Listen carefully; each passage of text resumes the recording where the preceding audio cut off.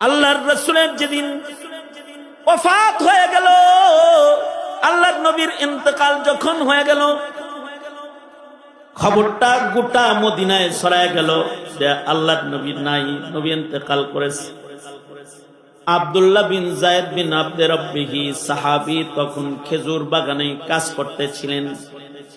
ওই সময় তিনি আওয়াজ পেলেন, কে যেন বলে, নাই নাই রহমাতুল লিল আলামিন চলে গেছে রে, নবীজির ইন্তেকাল হয়ে গেছে। সাথে সাথে আব্দুল্লাহ বিন যায়েদ বিন আব্দে রব্বিহি সাহাবী সিজদায় লুটায় পড়ে আর আল্লাহকে বলে, ওগো আল্লাহ, যে চোখ দিয়া পৃথিবীর শ্রেষ্ঠ নিয়ামত মুহাম্মাদুর রাসূলুল্লাহ সাল্লাল্লাহু আলাইহি ওয়াসাল্লামকে আমি আর কোনোদিন জীবন্ত দেখতে পারবো না, এই চোখ দিয়া চাঁদ সূর্যের আলো আর দেখতে চাই না, ফুলের সৌন্দর্য, বাগানের সৌন্দর্য, সবুজ শ্যামল সৌন্দর্য, এগুলো কম দামি সৌন্দর্য, এই চোখ দিয়া আর দেখতে চাই না, যে চোখ দিয়া মুহাম্মদ সৌন্দর্য আর দেখা যাইব না।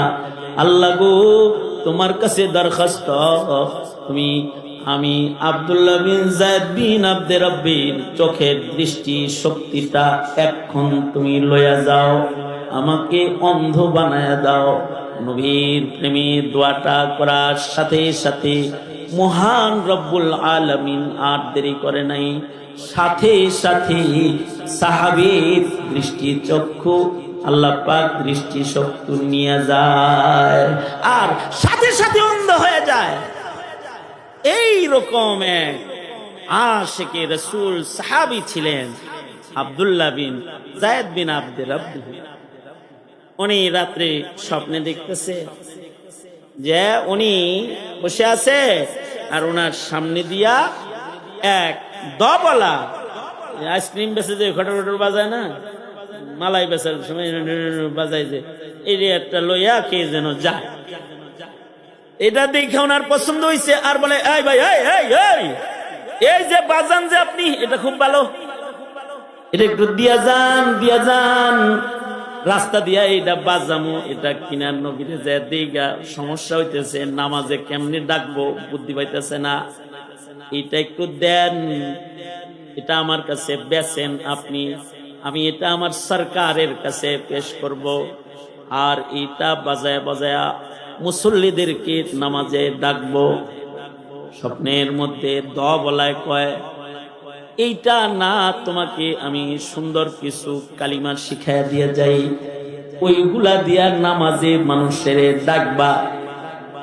স্বপ্নের ভেতরে আব্দুল্লাহ বিন যায়েদ বিন আব্দে রব্বিকে স্বপ্নে ফেরেশতায় শিখাইতেছে, তুমি এইভাবে নামাজের আজান দিতে বলবা, এমনি নামাজে ডাকবে, আল্লাহু আকবার আল্লাহু আকবার 4 বার, আশহাদু আল্লা ইলাহা ইল্লাল্লাহ 2 বার, আশহাদু আন্না মুহাম্মাদার রাসূলুল্লাহ 2 বার, হাইয়া আলাস সালাহ 2 বার, হাইয়া আলাল ফালাহ 2 বার, আল্লাহু আকবার আল্লাহু আকবার লা ইলাহা ইল্লাল্লাহ।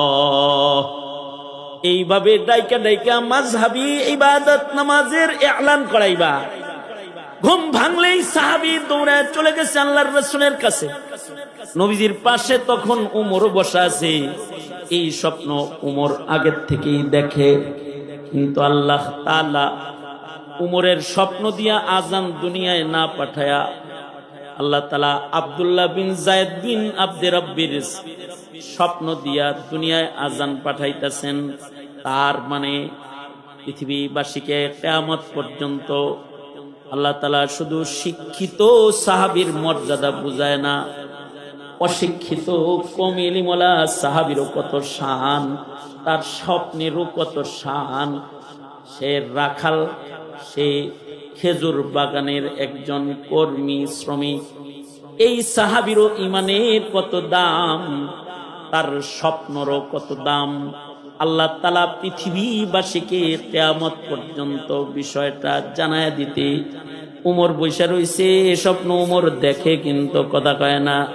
যায়েদ বিন আব্দে রব্বি বলে, ওগো সরকার, এই স্বপ্নগুলা, এই শব্দগুলা স্বপ্নে একজন আমারে আজান দিতে শিখায় গেছে।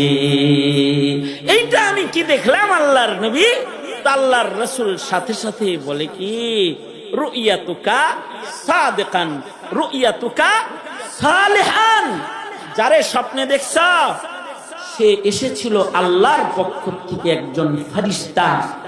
ফেরেশতায় এসে আল্লামাকাত তাজিন, তোমাকে আজান দেওয়া শিখায় গেছে। তুমি পৃথিবীতে সাহিবুল আজান, যার গলার আওয়াজ বড়, তাকে ডেকে এনে এই শব্দ দিয়া নামাজে ডাকো। এটা আল্লাহর নির্দেশ, কারণ তোমার স্বপ্ন এটা সত্য স্বপ্ন। সাথে সাথে এই সাহাবীর স্বপ্ন ওহীর মর্যাদা পেয়ে গেল, আর বেলালকে দিয়া আজান শুরু করায় দেওয়া হলো। শুধু বেলাল আজান দিল না, কিয়ামত পর্যন্ত সারা দুনিয়ায় যত সেজদা হবে, যত নামাজ হবে, যত মসজিদ হবে, সব মসজিদের মিনার থেকে সাহাবীর স্বপ্নে পাওয়া বাক্যগুলাকে ডাকা হবে। শুধু তাই নয়, এই পৃথিবীতে যত মুসলমান জন্ম হবে তাদের কানে সর্বপ্রথম কোরআনের আওয়াজ না, সাহাবীর দেখা স্বপ্নের আজানের ধ্বনি, ইকামতের ধ্বনি ডান কানে বাম কানে পৌঁছে দেওয়াকে আল্লাহ তাআলা দুনিয়ার মুসলিম সমাজের শিআর বানায়া দিয়েছেন, শিআর বানায়া দিয়েছেন। এই হলো সাহাবা। 3 পয়সার বৈরাগী সাহাবীর নিয়ে সমালোচনা করবা, নবী বলেন না, সাহাবীদের নিয়ে কোনো সমালোচনা নাই। যখনই সাত সাত জবান খুলে ফেলেছে বাড়াবাড়ি, নবী এবং সাহাবী তাদের ব্যাপারে কথা বলে ফেলেছে, হাক্কানি উলামায়ে কেরাম সাদ সাহেবের ইজতেমায় আসা বন্ধ করে দিয়েছে। যখনই মওদুদী সাহেবের মতো পণ্ডিত মানুষ সাহাবী নিয়ে কথা বলে ফেলেছে, তো শামসুল হক ফরিদপুরি রহমাতুল্লাহ আলাইহি আলাদা কিতাব লিখেছে। উলামায়ে কেরাম, উলামায়ে দেওবন্দ সাহাবী সমালোচকদের থেকে আলাদা হয়ে গেছে। কারণ কি, সাহাবীরা সমালোচনার অনেক ঊর্ধ্বে, কারণ তারা উম্মতের জন্য কিয়ামত পর্যন্ত অনুসরণীয়। তাদেরকে অনুসরণ করতে আল্লাহর রাসূল বলছেন যে আমার অনুসরণ করবা, ওয়া আসহাবি, এবং আমার সাহাবীদের অনুসরণ যারা করবা তারা আহলুস সুন্নাতি ওয়াল জামাআহ, তারা হিদায়াতের উপরে অটল থাকতে পারবে।